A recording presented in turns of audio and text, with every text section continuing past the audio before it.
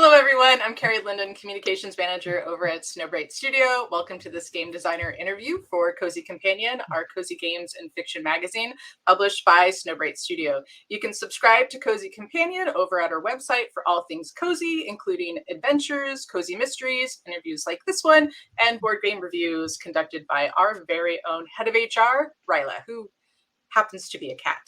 And now I want to pop things over to my partner in crime from Snowbright Studios. Hey, everybody. I'm Quell. I'm the creative director at Snowbright Studio. And we are joined today by Kat and George Drayer, and we're really excited to have you guys here. So if you wouldn't mind telling our audience a little bit about who you guys are. So that's unexpected. I'm George. I am a designer and developer at Drayer Inc. I am native New Jerseyan, but spent the last 15 years in New Zealand, and then the last 3 here in Portland, Oregon. Two. Oh yeah. It's not 3 yet. Yeah. It's nearly 2 in July. Yeah. I guess they were a long 2 years. Yes. COVID era. Yes, it has felt like it's a like long dog 2 years. Yeah. And I'm Kat. I'm clearly not from the States by my accent. Spent most of my life in New Zealand, but also grew up in Europe. Now living in Portland, Oregon for the last almost 2 years with my husband, George. I am also a designer and to some extent a developer, but mainly designer and illustrator for our games at Drayer Inc. I also present the Maple Syrup Show with Sen Fung Lim. Awesome. And what got you both into game design? I'll take this one. Okay. So in New Zealand, the lockdown for the pandemic was intense, like full lockdown. Yeah. And during that time, we were both in a position to be, completely at home. George was able to work from home and I was between contracts. And so we just were hanging out, playing some board games, missing our friends a bit. And one day I woke up and I'd had the dream of an entire game.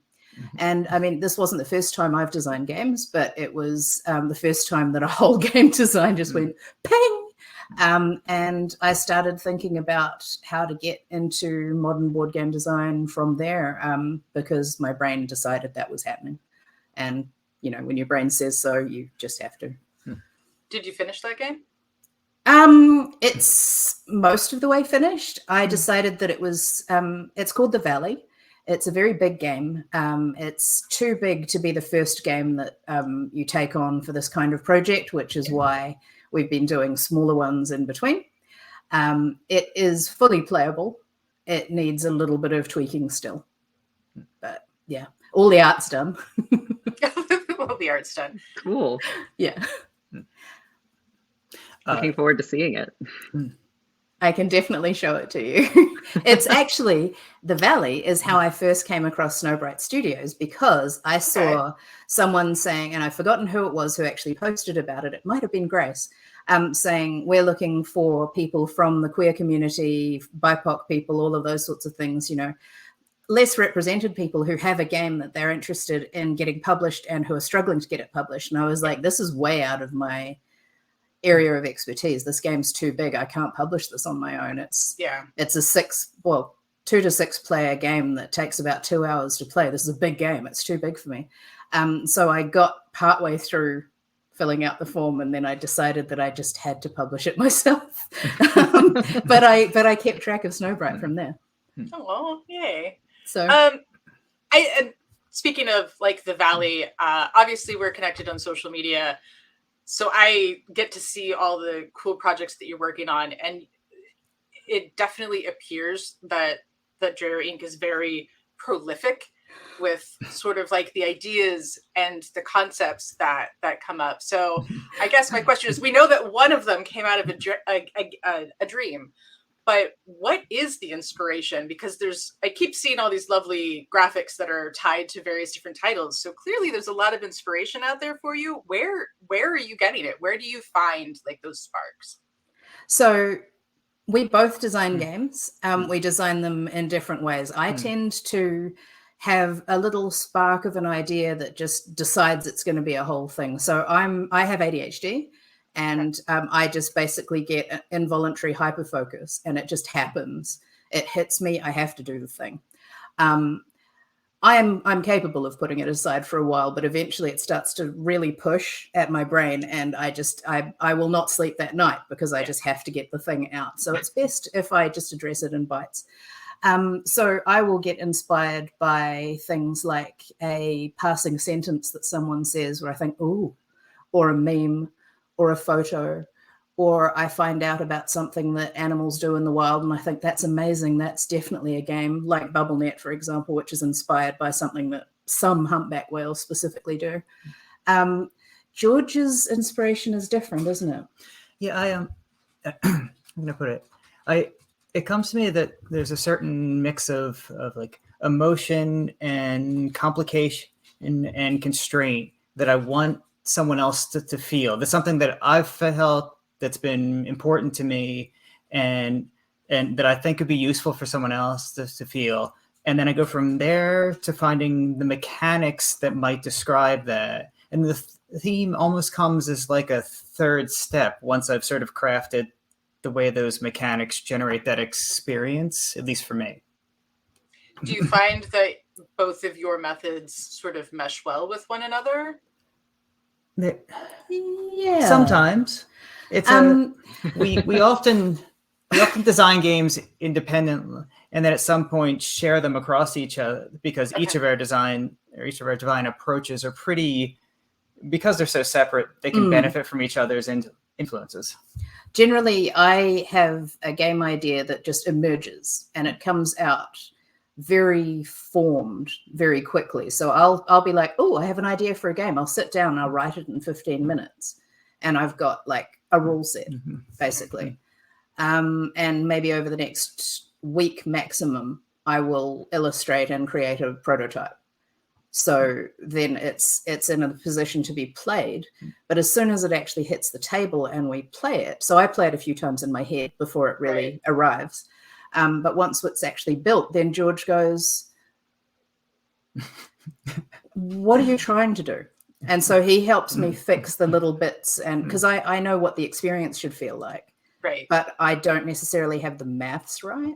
I'll use matrices and things to so I use data merges to create my cards, and I'll just basically have a matrix where I put little crosses in and it makes things, and I'm like, this is good. I like the pattern that it made on the matrix. It has made some cards, and George is like, yeah, but we've got a lot of this type that are showing up, and I'm like, well, that's perfectly balanced in what I build. He's like, yeah, but this doesn't feel right in the actual play, and then that's when he starts to. And the other way around, when George shows me his games, often I say, there's too much text on your cards. I can't understand what I'm supposed to do. Or I really like the structure of this, but it doesn't match what you told me the experience was going to be. Okay. So I'm coming in from the angle of the experience, which is funny because that's where George's designs start. Right. And he's coming in from the balance, which is funny because the first thing I tend to make is the matrix that feeds my cards. It's kind of fascinating. Yeah. Yeah. So you have built-in QA in-house. Yes. That's we're both in software development, IT, so it's fascinating. Neither of us is a tester. Okay. So I'm a business analyst and he's a software developer. So I'm used to being the one who writes the spec and he's used to being the one who makes the spec actually work. Yeah. Perfect combo. I'm the one that's in charge of breaking things. So well, feel free to come break our games because we need a game breaker. I mean, we've got several of our friends, like Evan Holbert would be the main one, I would say, who's a very enthusiastic game breaker, which is very useful because it's fun. In a very pleasant way. He has a whole. Well, that's why I mean it's enthusiastic. It's lovely. He has a whole channel about it, Portland Gamecraft. Every Thursday night he basically breaks someone's game and sometimes he breaks their wee hearts as well. Yeah, but hey, it's better to have someone like Evan pointed out than to have it actually go out into the wild and have millions of bad reviews because no one was mean to you earlier on. Absolutely. So speaking of the game that we sort of brought you here to talk about, like our whole studio is absolutely swimming with all things sea life as we get ready for Volume 3 of Cozy Companion, which has a very oceanic theme to it. So, we obviously got to talk to you at Gamma Expo, and then just been seeing some really amazing artwork pop up on your social media about BubbleNet. So how did you come up with it? Tell us a little bit about it. So this is another of the ones. So BubbleNet is one of the ones that started with me. And it's another of those ones where I was basically I think I was just scrolling actually. And I was like, oh, that's pretty. And it was one of those reels where they sort of show you from above the spiral. Yeah. I don't know if you've ever seen any bubble netting videos, but it's usually slowed down. And you can see these sort of amazing slow bubbles rising to the surface in a spiral. And it just looks like an amazing watercolor. It's so beautiful. And then you see the whale just come up and like, oh, and it's fantastic. It's the kind of thing that I really love watching. And all the birds are like, actually, I don't want to be here. And the fish, I assume, are swearing. And it just felt like that spiral. The spiral was the bit that really caught me. And I thought, I really want to do this. But I had another game that was at the front of my brain when I thought of it. And we actually went to the Oregon coast. That's called Intertidal Survival to get photos to make it. Mm-hmm. Excuse me. I'm just going to have some of my bubbly rescue stuff. Absolutely. And while we were there, I was talking to the people who were giving us our free tour of the tide pools, which was amazing. Thank you, Cape Perpetua team. And they invited us out for free and took us around. And while we were walking back after looking at all the tide pools, Katie was saying to me, I wish someone would make a game about whales. And I was like, well, I've got one actually that I'm thinking about making. And she was like, what would be really cool is like we see whales doing all kinds of cool stuff off the Oregon coast. Like, have you heard of bubble netting? And I was like, funny you should say that. Have I heard of that? Actually, I have recently been obsessed with it. And so after talking to her and feeling like I kind of owed her to pick that up and turn it into a real game, the next sort of design lull I had, out came BubbleNet. I just sat down with a piece of, I think it's a legal pad, isn't it? The yellow one? Yeah. And I drew a quick spiral and I drew some lines across it to give me like spaces in my spiral. Mm-hmm. And I got some glass beads, these little glass bead things, and like from the dollar store. Yeah. And I just was like, these will be my bubbles. And so I started placing them on there and I was like, okay, I need some fish. And I had little wooden cubes. And so I put them in places on there and I thought, now how is this going to feel? Got it. And then I just sat down and I made my first board on Affinity Designer really quickly, slammed that out because we were about to go to BGG, and chucked all the rest of the bits in my bag. And I had actually played this, I think, once on this new board design before I took it to BGG. Wow. And I just chucked it in front of a couple of designers. They played it. They said, actually, this has got something quite good in the middle of it somewhere. There's something good here. And I was like, yeah, there are too many fish and it's hard to find things and so on. But yeah. And since then it's been developing apace. So how does it play? And I'm going to pop it's here with you. So I'm going to make this the bigger screen. If you want to kind of like talk a little about the pieces that you've got and yeah, walk us through it a little bit. So what we've got here, where's the actual board? Oh, there. Okay. So this is the first version of the board that I actually had printed. That's really nice. So it's all shiny and pretty. Beautiful. Yeah. This is a Game Crafter. Oh, what's the camera doing there? This is a Game Crafter prototype where I just wanted to see what the double-sided accordion boards look like. Yeah. So the big thing that we're trying to decide at the moment is what kind of a board will it have. So what we've also got here is we've just got a new Cricut. Which is a machine that will cut things out for you. Yep. And so this is the new Cricut version of that. So potentially it will allow me to peel it. the risky doing this on maybe doing it live. I know. Like, oops. Fingers crossed. We're rooting for you. This is on the new board. Do you find that having the Cricut is like a handy tool for game design to be able to like do really quick mock-ups on your own? Yes, but it needed to cut a little bit more. As we guessed, the blade was blunt. So what we've got here is one half of one version of how we're going to do the board. So this is a mini version. It's slightly smaller because the Cricut has size constraints. So we're testing the process. But what we'll have, should this work, is a board that will slot together like this. So what that means is that it can fit in a smaller box. So that can make us cheaper. It can make things like shipping better. It makes us less of a carbon footprint and all of those sorts of things. So that's why we were looking at potentially this board as well. But what happens with folding boards is things fall into them. So how does it play? Basically, what you're dealing with here is something that happens in the real world. So your average humpback whale, right, what they do is they see a bunch of fish and they go, yum, that looks delicious. And they do something called lunge fishing where they basically go, hom. Right. And that's not terribly efficient. Sorry. But some pods of whales have figured out that if they dive down deep below the fish and they come up blowing a spiral of bubbles, and you'll recognize that because here it is, then it confuses that group of fish and the fish clump together and, you know, go to their friends. Oh no, I'm scared. And that's the worst possible thing that they can do because now they have clumped together and when the whale comes up from the bottom, they get a much higher quality bite.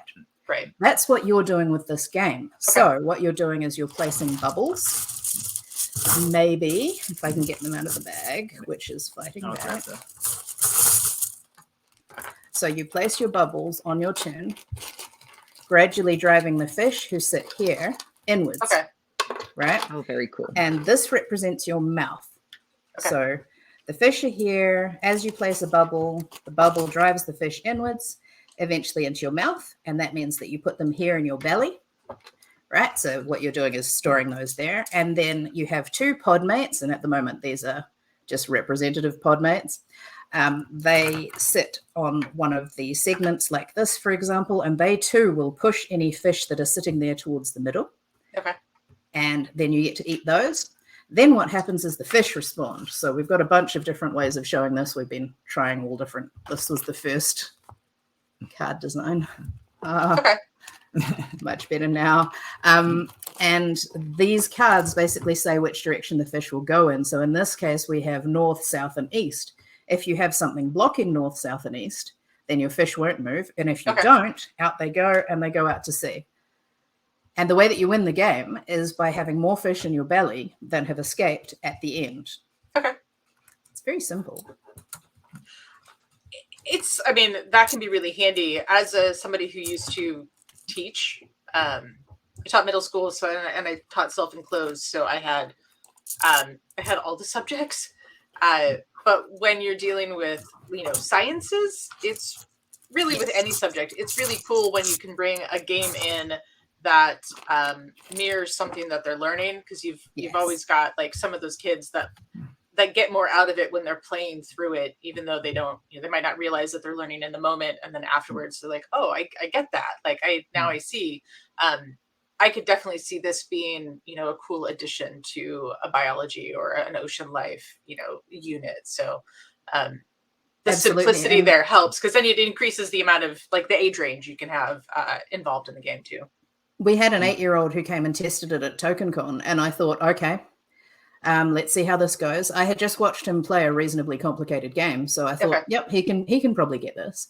So he sat down, I explained it to him and his father, who was also there, and he caught it so quickly that, it plays in 10 minutes, right? Mm-hmm. So generally, most adults get it by about a third of the way through.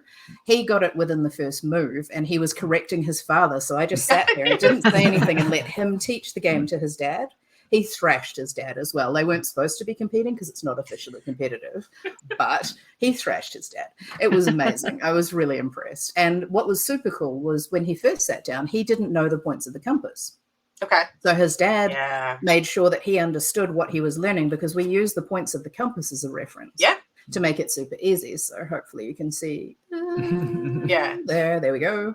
So those points of the compass are on the cards and they're on the boards. Okay. So what I found is that because generally you play this with one pack for all the players, so you can have as many boards as you like, a bit like bingo. One person just calls it. So they say north and everyone moves north. The fish. Okay. Yep.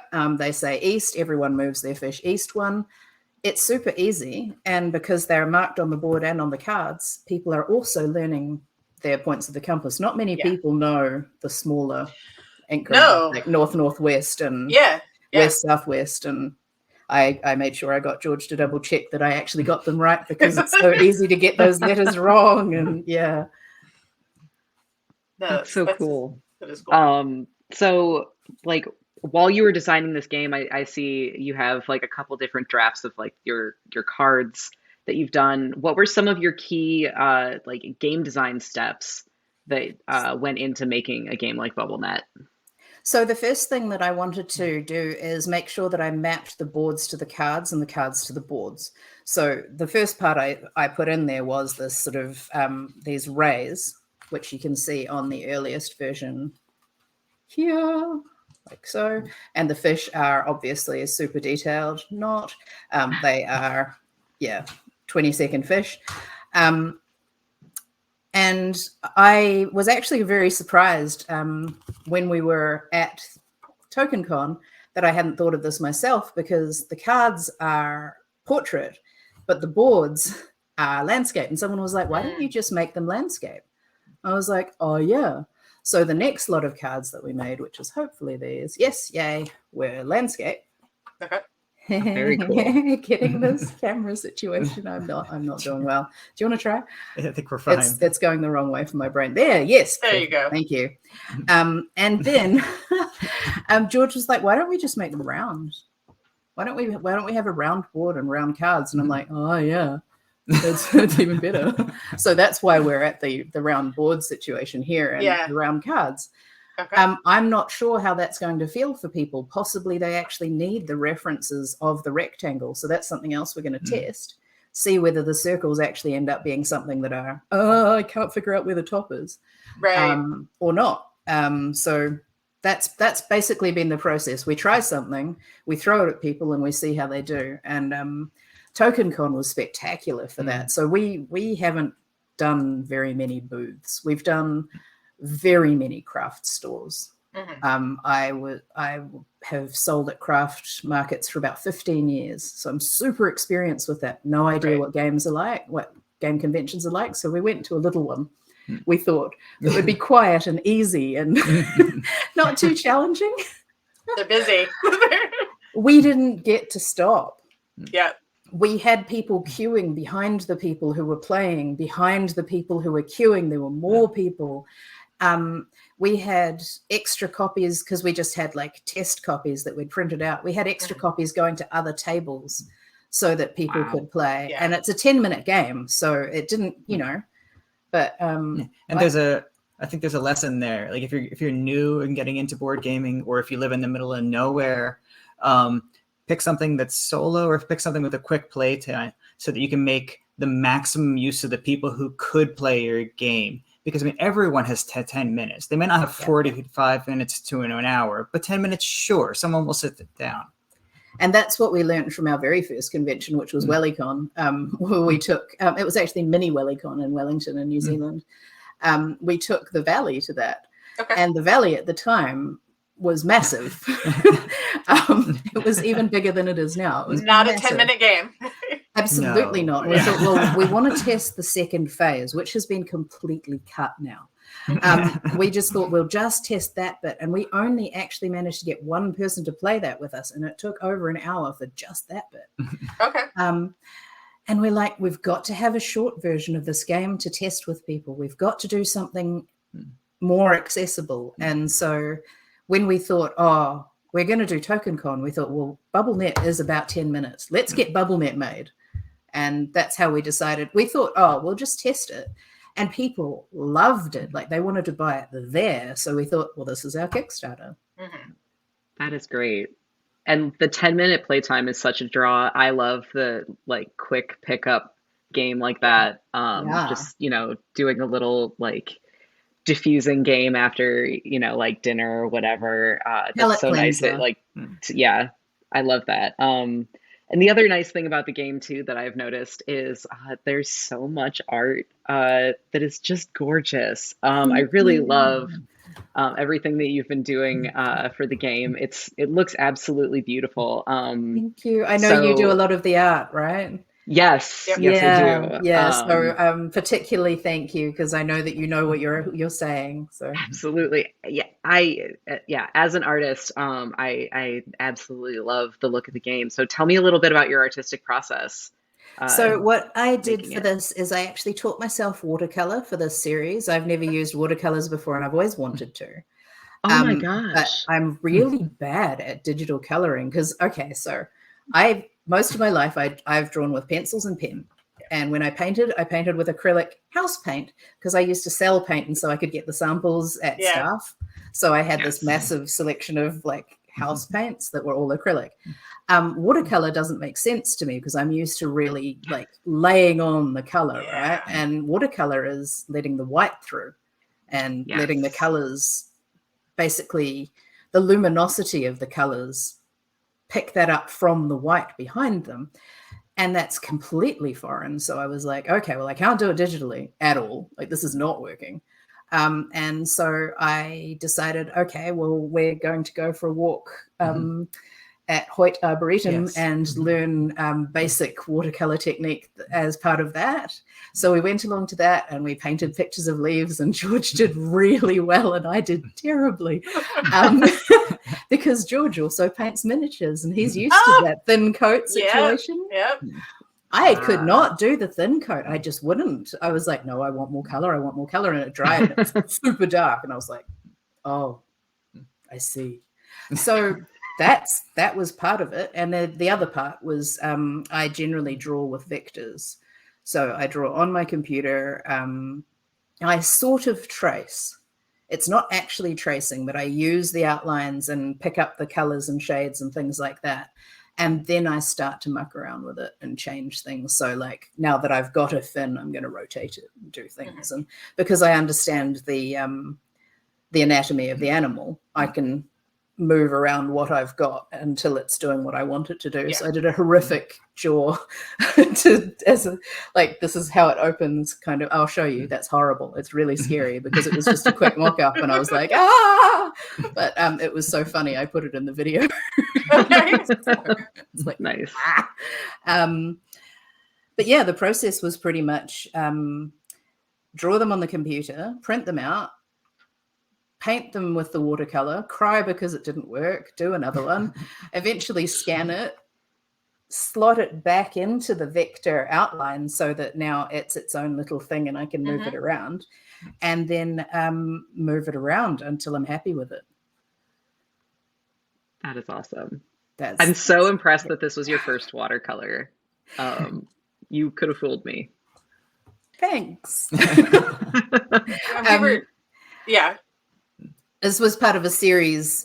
So I did 3 games at the same time with watercolor. So my very first watercolor was like the leaf situation that I was talking about. And George's was so good that I've framed it because I'm so impressed with it.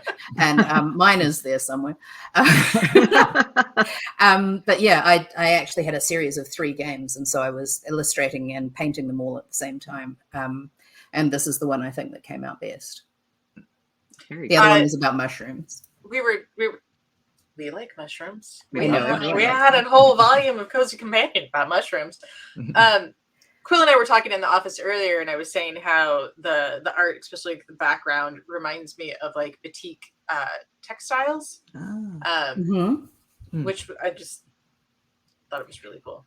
It's very much along this. So I come to this from being a textile designer as well, but doing pattern repeats with flat color.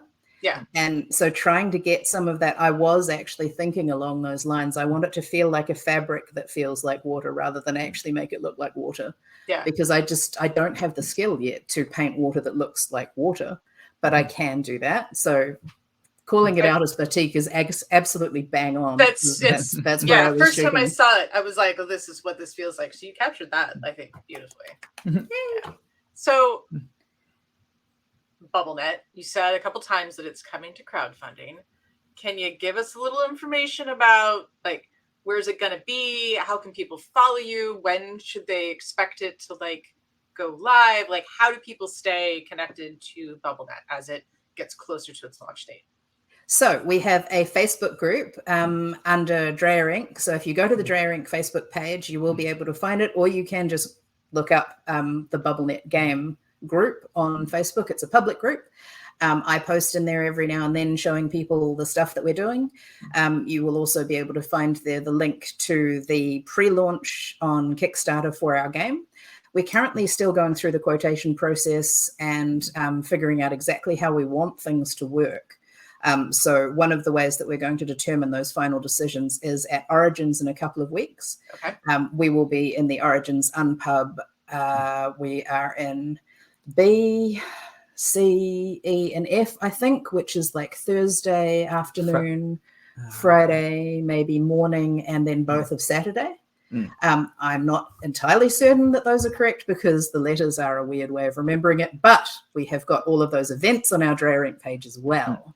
So you can follow us there. We've also got fully a Drayer Inc. playtesters group on Facebook. Yes. We don't just live on Facebook, though. You can also find us on Instagram. But I've been slack there recently. I do try and post a lot of reels when I can. And on Twitter, sort of. But yeah, mainly Facebook. And in terms of playtesting, George runs our Discord. And I'll be updating the online version with the new art in preparation for hopefully some new people coming by. Yeah, and we were just on Protospiel Online with that as well. So yes. There are lots of ways that you can find out about BubbleNet. We're trying to make it as easy and accessible as possible, and hopefully get onto TikTok as well. I'm a bit old to be taking on TikTok, but I'm giving it a go. You're never too old to take on TikTok. No. So many trends. Some of them look like they hurt a lot. Yeah, but just the sheer quantity of adorable cat videos is worth it right there. Yes, that's fair. And frogs. If you can make it to Frog Talk, you've made it. Okay. Frogs are great. There. So we always end with a couple questions that we hope sort of help not only just sort of the gaming public, but also inspired maybe future game designers. So the first one is, what is one thing that you wish the public knew about the game making process? I think it's the same thing I wish people knew about the scientific process, which is that it's like the grand majority of it is failure, and then there's the success. Like there's so many bad versions before the good one. So for new designers, if you don't think you like what you're doing, maybe just give it a few more tries. Don't get discouraged. There's probably something there. And for the rest of the public, it's hard.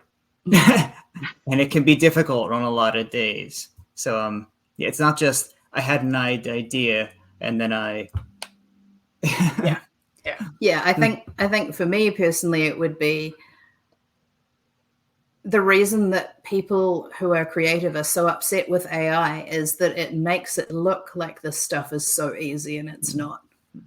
It's not.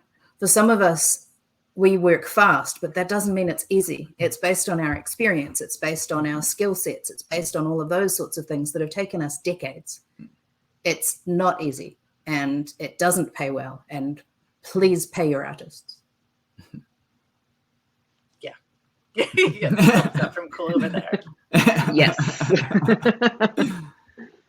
Yeah, we've had lots of conversations about AI lately. It's definitely sneaking its way into everything these days. Mm-hmm.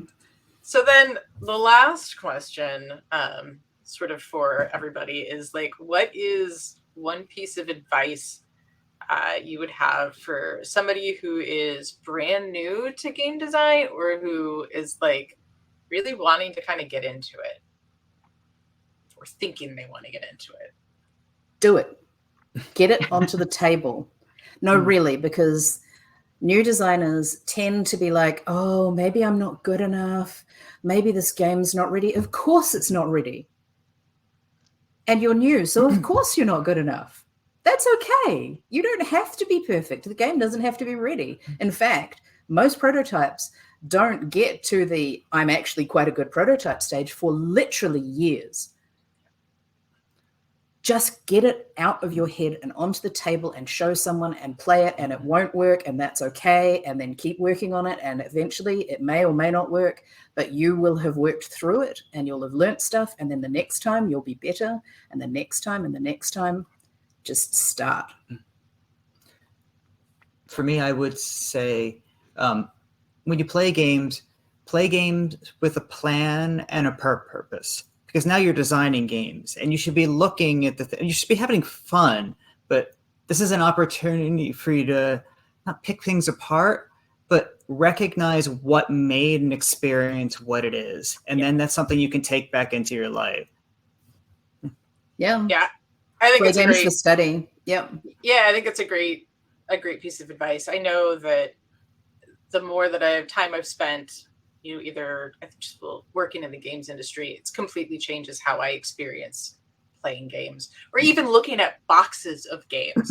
Oh my goodness, yes. Having a conversation about like going to Barnes and Noble a couple of weeks ago and like looking at a box and being like, wait, how can it be priced this much when it's this thing? And you're like, okay, somebody's eating the cost here somewhere, because you know, and it changes how you experience just as a consumer. Like, it's still fun. I still enjoy, and I feel like I enjoy good games better, or fun games better, because like you said, like, you find that thing that really worked, and it's like, wow, that was brilliant. Like, that thing was you can actually appreciate. That's what I'm saying. Like, if an artist says that they understand that something is good, that's because they're seeing the extra work that went into it. It's the same with games. Like, the more you play, the more you can see that was such an elegant way of handling that, or I would never have thought that's so clever, and I'm going to practice that in my next prototype by adding it in, and all that sort of thing. And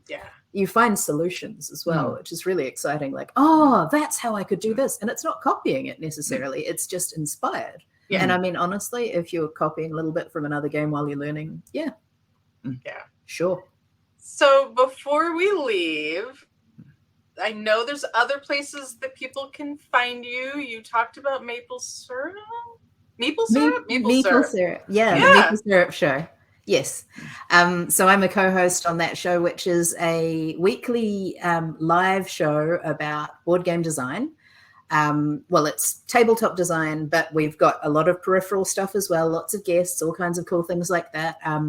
We talked to Anna Maria Phelps last night about her new business, Violet Daisy. We're going to be talking next week, I think, to a group of people about gender inclusivity in game design and how to be better about it. And then we've got our last show for the season, which is how to look after yourself at conventions. So convention self-care, and not just the obvious, sleep, eat, drink, make sure you remember you need to go to the loo. But other things like personal safety, making sure that you protect yourself with what you play and what you do, and how late you stay up, and all those sorts of things, like how to look after you and come out of it not completely a desiccated house. Right. And since this will probably be airing after, you have, I assume your VODs are saved, so if somebody goes to your channel, they'd be able to catch it. Absolutely. Because con season never ends these days. And I know. That's a really important one to, yes. It's a really important one to watch. Just want to say thank you guys so much for coming and spending time with us. If you're catching the video, make sure that you go and you follow these amazing people. Check out Maple Syrup. Check out BubbleNet. Definitely a really cool game. We're really excited about watching it sort of come to fruition, and we will be rooting for you once its campaign goes live. Thank you. Thank you. Thank you so much for being I can't wait to play it. We're going to have an updated how to play video soon as well, because the old one has all of the old. We've made some changes. We've made some stuff a bit better. So awesome. We'll get that out soon. Well, thank you everybody for joining us. We hope everybody has a lovely day. Bye, everybody. Thank you. Bye.